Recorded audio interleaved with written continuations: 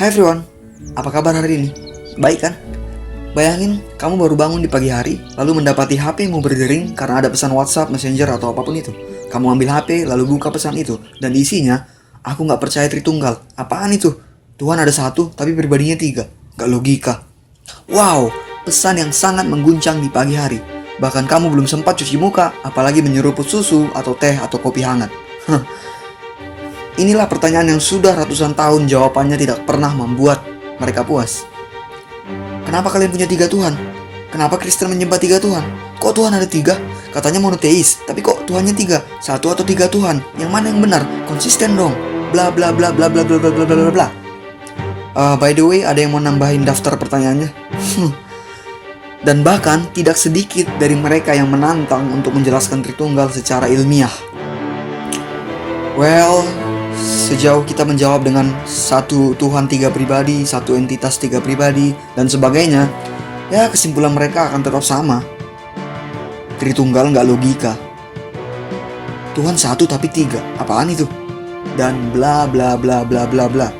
Whatever. Oke, kali ini kita akan memberikan jawaban atas pertanyaan ini, tuduhan ini, atau apapun terserah. Tapi kali ini kita nggak pakai ayat Alkitab.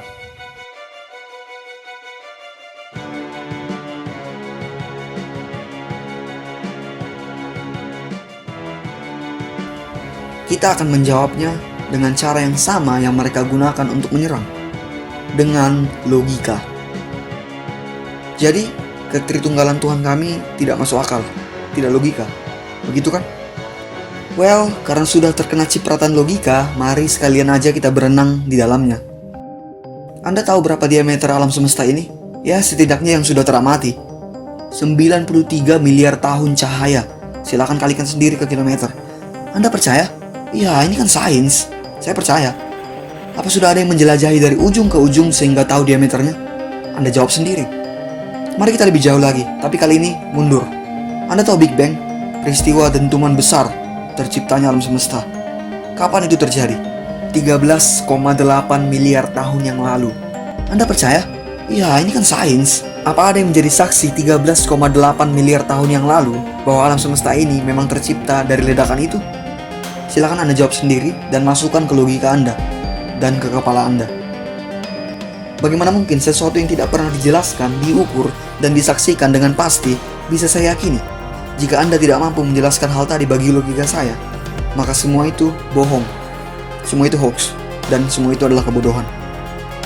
Oke, mungkin Anda katakan, saya tidak percaya Big Bang, saya tidak percaya luas alam semesta ini, karena tidak ada yang pernah mengukurnya dengan pasti, dan itu tidak masuk akal. Saya hanya percaya kepada agama dan kitab suci saya. Well, berarti Anda adalah orang yang religius dan tidak menaruh percaya pada sains-sains yang terlihat gila tadi. Mari saya bawa Anda ke dalam hal-hal religius itu. Anda tahu siapa yang memberi berkat, rahmat, dan perlindungan kepada Anda setiap hari? Tuhan. Apa bukti real bahwa Tuhan itu memang memberi berkat kepada Anda? Jadi bisakah Anda jelaskan Tuhan dengan logika dan secara ilmiah kepada saya? Cobalah.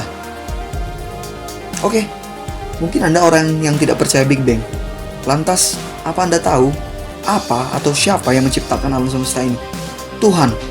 Tuhan? Bagaimana caranya? Tolong jelaskan kepada saya, karena penciptaan tidak masuk akal bagi saya. Anda tahu siapa yang menciptakan Anda? Tuhan. Anda percaya itu? Coba jelaskan kepada saya juga, bagaimana Tuhan menciptakan Anda. Dengan cara apa? Jelaskan sedetail mungkin sampai hal itu diterima oleh logika saya. Bukan hanya dengan mengatakan manusia itu diciptakan dari tanah, debu, lumpur, besi, aluminium, batu, terserah. Lalu Tuhan mengembuskan nafas bagi manusia dan dia hidup. Dan itu tertulis di kitab suci saya. Tunggu, apa itu jawaban logika? Sama sekali tidak. Itu jawaban paling tidak masuk akal. Coba jelaskan dengan logika dan ilmiah yang clear, bukan dengan tulisan di kitab suci. Apa Anda mampu? Jika Anda tidak mampu, maka you are a monkey. Ya, Anda hanya seekor monyet yang berevolusi, menjadi semakin cerdas, dan akhirnya menjadi seperti sekarang. Anda bukan ciptaan Tuhan. Jangan hebat-hebatnya bilang Anda ciptaan Tuhan, tapi logika Anda sendiri tidak mampu menjelaskan bagaimana Tuhan menciptakan Anda. Sekali lagi, Anda cuma evolusi dari monyet. Sebab logika manusia lebih menerima teori evolusi daripada Tuhan yang tidak logika itu menciptakan Anda dari dan dengan cara entah apapun itu yang tidak logika juga. Lagi pula, siapa yang menciptakan Tuhan ini? Oh, Tuhan tidak diciptakan. Tuhan tidak diciptakan? Logika macam apa itu? Semua hal harus ada awalnya termasuk Tuhan. Jika tidak, maka tidak logika. Dan jika tidak logika, maka Tuhan Anda tidak benar-benar ada. Well, silahkan jelaskan semua hal tadi kepada saya dengan logika Anda dan secara ilmiah. Jadi, jika Anda menghakimi ketritunggalan Tuhan hanya karena tidak masuk logika dan akal Anda, silahkan tonton ulang video ini dari awal dan renungkan setiap kalimatnya. Dan pikirkan ulang percaya Anda. Anda tidak perlu harus tahu bagaimana Allah Tritunggal secara logika untuk Anda percaya. Kuncinya adalah iman. Sekalipun sampai kami mati, Tritunggal tetap tidak terjelaskan oleh logika, kami akan tetap percaya. Jika Anda tidak setuju, maka akuilah bahwa Anda hanya monyet evolusi. Dan jangan coba sebut Anda ciptaan Tuhan, kecuali Anda mampu menjelaskan dengan logika dan secara ilmiah bagaimana Anda diciptakan. Siapa Anda yang beraninya mencoba melogikakan Tuhan? Lalu kalau tidak logika, maka tidak mau percaya. Tanpa sadar, Anda telah membunuh Tuhan dengan logika Anda.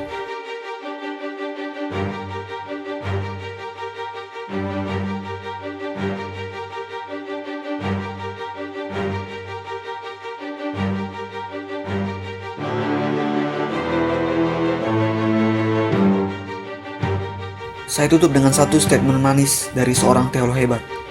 To one who has faith, no explanation is necessary. To one without faith, no explanation is possible.